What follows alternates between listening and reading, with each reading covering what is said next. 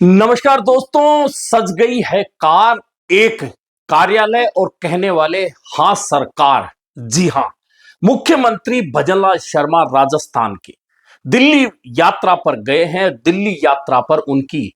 प्रधानमंत्री नरेंद्र मोदी सहित भाजपा के कई नेताओं से मुलाकात हुई है। इस मुलाकात के साथ चूंकि सरकार का 2 साल का कार्यकाल अब दिसंबर में पूरा होने जा रहा है, ऐसे में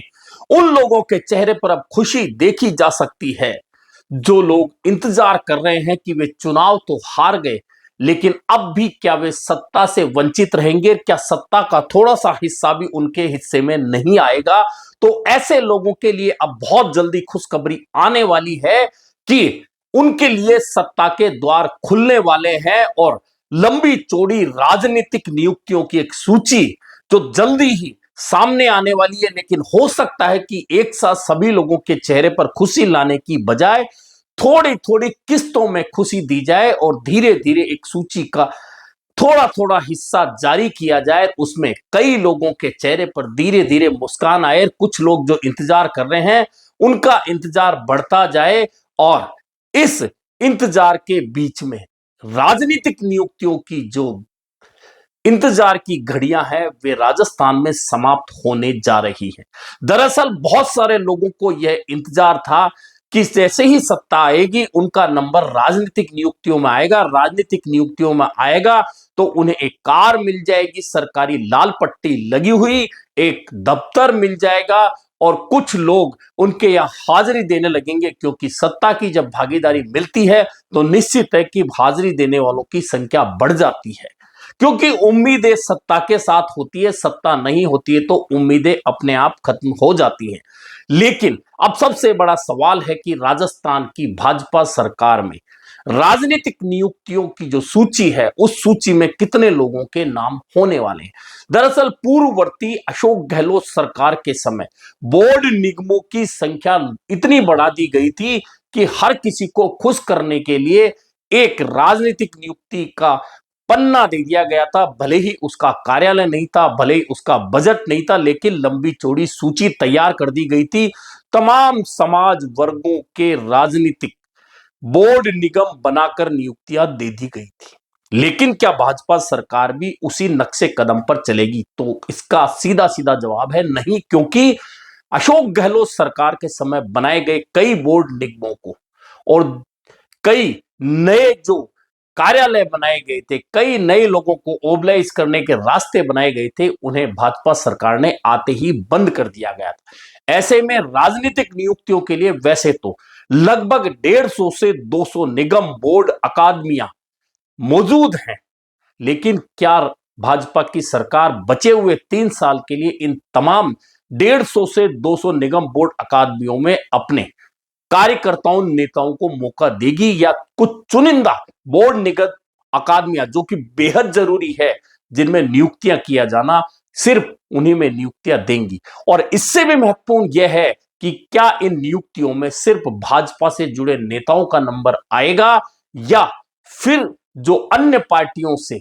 मलाई खाने के बाद वहां की अब भाजपा की सत्ता में से थोड़ा सा हिस्सा खुद के लिए चाहते हैं, ऐसे भी नेताओं का नंबर आएगा? सबसे बड़ा सवाल यही है, क्योंकि जब भी सत्ता बदलती है तो बहुत सारे मौसम विज्ञानी जो नेता होते हैं वे तुरंत एक पार्टी का पाला बदलकर दूसरी पार्टी में चले जाते हैं। और कांग्रेस से इस बार भाजपा में जाने वालों की लंबी फेहरिस्त रही, और लंबी फेहरिस्त में कोई भी नाम आप उठाकर देख लीजिए, वे या तो सांसद रहे, ये वे मंत्री रहे, या वे किसी अन्य पद पे रहे, यानी कि कांग्रेस की सरकार रहते हुए भी उन्होंने सत्ता में अपनी हिस्सेदारी रखी। इसके बावजूद उन्होंने कांग्रेस को छोड़कर भाजपा का पाला पकड़ा और इस पाले में 2 साल का उनका इंतजार बीत गया, जब ना तो उन्हें सत्ता में भागीदारी मिली, ना संगठन में बैठने की जगह मिली। ऐसे में उन लोगों को क्या भाजपा सत्ता में भागीदारी देगी, और क्या इस कीमत पर देगी कि भाजपा नेता या कार्यकर्ता जो लंबे समय से पार्टी से जुड़े हुए हैं उनकी कीमत पर क्या कांग्रेस से या अन्य दलों से आने वाले नेताओं को इन राजनीतिक नियुक्तियों में आगे लाकर सत्ता की भागीदारी दी जाएगी? दरअसल भाजपा में बड़े जो नेता हैं उनकी एक लंबी सूची है। ऐसे लगभग 40 नेता हैं जिनमें राजेंद्र राठौड़ को नाम ले सकते हैं, जिनमें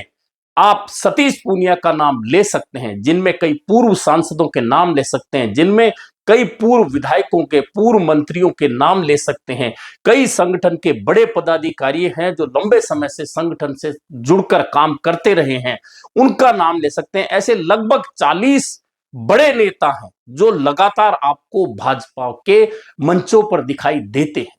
तो क्या सबसे पहले उनमें से तमाम नेताओं को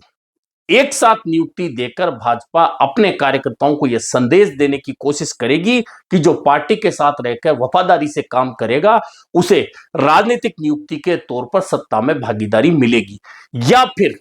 अन्य दलों से आए नेताओं को आगे बढ़ाकर अपने कार्यकर्ताओं को यह संदेश भी देगी कि हां, हमें कुछ समायोजन करने के लिए अन्य दलों से आए नेताओं को आगे बढ़ाने के लिए अपने दल के नेता कार्यकर्ताओं का गला भी कई बार दबाना पड़ता है। क्या इस तरह का संदेश भाजपा देगी? लेकिन सबसे बड़ा सवाल कि यह राजनीतिक नियुक्तियों की पोटली खुलेगी कब? तो इसका सीधा सीधा जवाब यह है कि मुख्यमंत्री भजनलाल शर्मा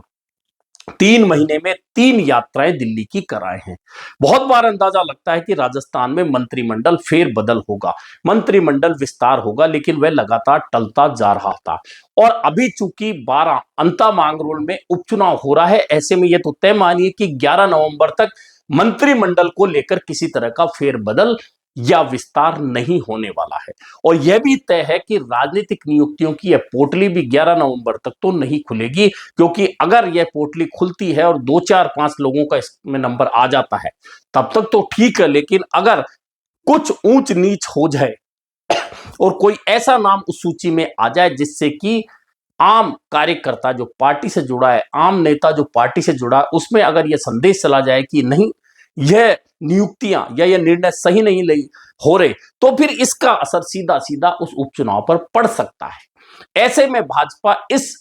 राजनीतिक नियुक्तियों की पोटली को 11 नवंबर के बाद खोलेगी, या यूं कह सकते हैं जब भाजपा सरकार अपने कार्यकाल की दूसरी वर्षगांठ धूमधाम से मनाने की तैयारी करेगी, उस समय उस पोटली को खोलकर बहुत सारे नेता जो सत्ता से अभी तक वंचित है, लेकिन इससे पहले वे भाजपा के शीर्ष में रहे हैं या भाजपा के मंचों पे सबसे आगे रहे, लेकिन चुनावी हार या किसी अन्य कारणों से वे पीछे छूट गए हैं, अब उन्हें सत्ता में हिस्सेदारी मिलेगी। लेकिन बार बार सवाल वही है कि अन्य दलों से आए नेता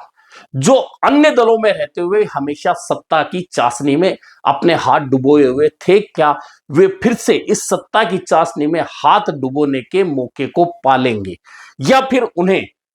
जिस तरह से बाकी पार्टियां करती आई हैं कि अन्य दलों से आए नेताओं को इंतजार कराओ, पहले उनकी वफादारी को देखो, तो क्या भाजपा भी ऐसा करेगी? क्योंकि कांग्रेस से या अन्य दलों से जो नेता भाजपा में गए हैं वे अभी तक भाजपा के मंचों पर भी जगह नहीं पा पाए। संगठन में, क्योंकि संगठन अभी मदन राठौड़ जो प्रदेश अध्यक्ष भाजपा के हैं, उन्होंने नए संगठन की घोषणा नहीं की है। ऐसे में उन लोगों को संगठन में भी अभी तक जगह नहीं मिली है और भाजपा के मंचों पर भी वे अभी नहीं बैठ पाए हैं, या भाजपा के कार्यकर्ता उन्हें अभी तक स्वीकार करने को तैयार भी नहीं है। ऐसी स्थिति में क्या भाजपा की राजस्थान की सरकार सीधे उन्हें राजनीतिक नियुक्ति का तोहफा देकर अपने कार्यकर्ताओं का वह वर्ग एक तैयार करने देगी जो कि भाजपा के बारे में नहीं सोचकर सिर्फ यह सोचता है कि किसी तरह से सत्ता पा ली जाए, चाहे दल बार बार बदलने पड़े? कुल मिलाकर मुख्यमंत्री भजनलाल शर्मा की इस बार की दिल्ली यात्रा जो लंबे समय से टलती आ रही थी, पिछले दिनों जैसे आपने सुना होगा कि भाजपा एक उच्च स्तरीय बैठक दिल्ली में करने वाली थी जिसमें मुख्यमंत्री को भी शामिल होना था, केंद्रीय मंत्री जो राजस्थान से जुड़े हैं उन्हें भी शामिल होना था,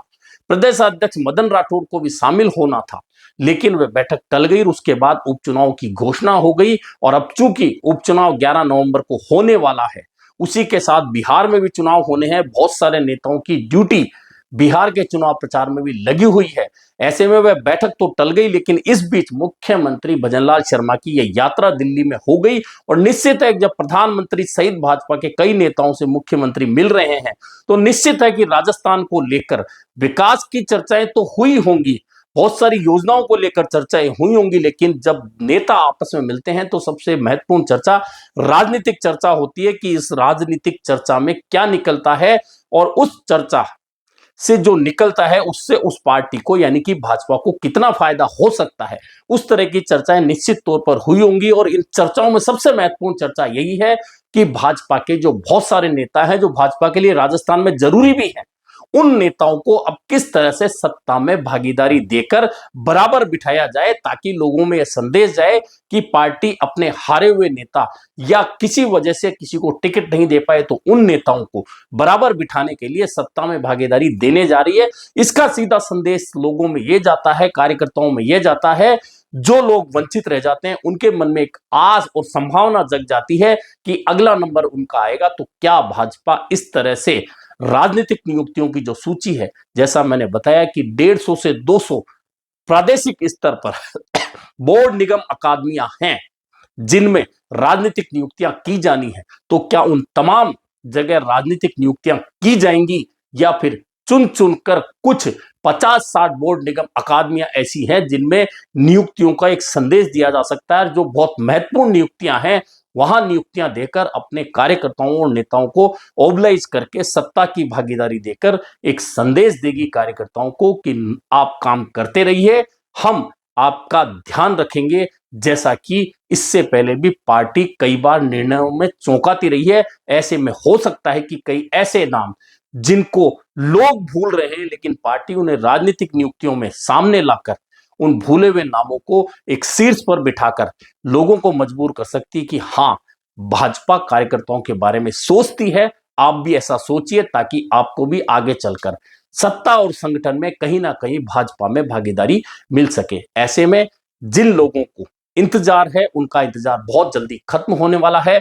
और जब ये इंतजार खत्म होगा तो उनमें कुछ पुराने तो कुछ नए चेहरे समायोजित होकर बाहर निकलेंगे। तो इंतजार करिए उस पहली सूची का जो 11 नवंबर यानी कि उपचुनाव के बाद में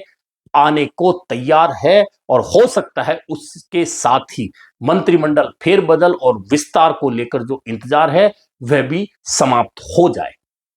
अभी के लिए इतना ही, फिर मिलेंगे नए मुद्दे पर चर्चा के साथ।